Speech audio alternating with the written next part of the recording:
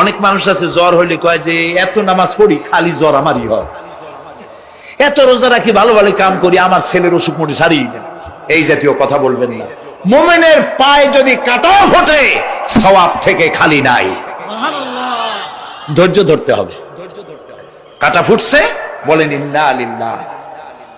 আজাবান লিল মুমিন, মুমিনের জন্য বড়ই আশ্চর্য ব্যাপার, বিপদ হইলেও শুকর আদায় করে আর সুখে থাকলেও শুকর আদায় করে। সুবহানাল্লাহ ওয়া বিহামদি।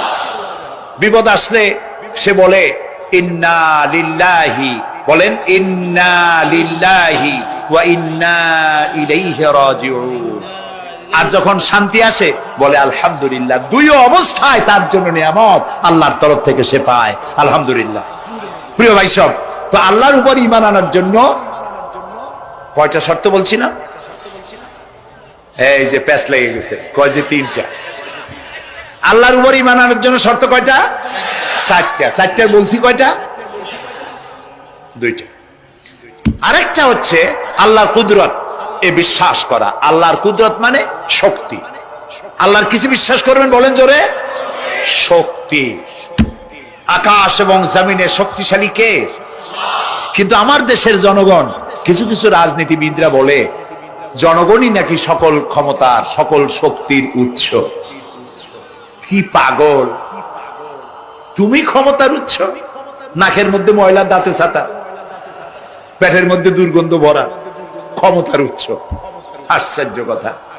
এই যে ক্ষমতার উৎস, হাজার হাজার লোক এখানে বসা, দুইটা ভাউয়া ব্যাংক যদি দুই কোণা দিয়ে ঢোকে, ভাউয়া ব্যাংক চেনেন?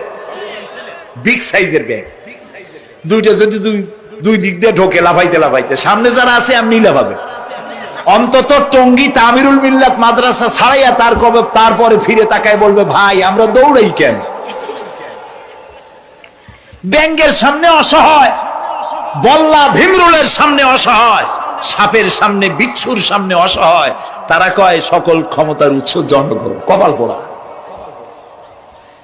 ক্ষমতার উৎস জনগণ নয়, এটা কোরআনের সাথে কন্ট্রাডিকশন হয়। এ কথা আল্লাহ বলেছেন আন্নাল কুওয়াতা লিল্লাহি জামিয়া। সকল ক্ষমতার উৎস কে?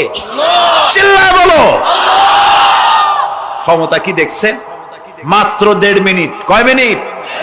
মাত্র 1.5 মিনিট। আল্লাহ বলেছেন কোন? সাথে সাথে তামিলনাড়ু, মালয়েশিয়া, ইন্দোনেশিয়া, থাইল্যান্ড, মালদ্বীপ, শ্রীলঙ্কা, 2 লক্ষ লোক শেষ, 1 লক্ষের খোঁজ নাই। সমুদ্রের পানি 33 ফিট উঁচু হয়ে এসছে। সুবহানাল্লাহ কই দিচ্ছে।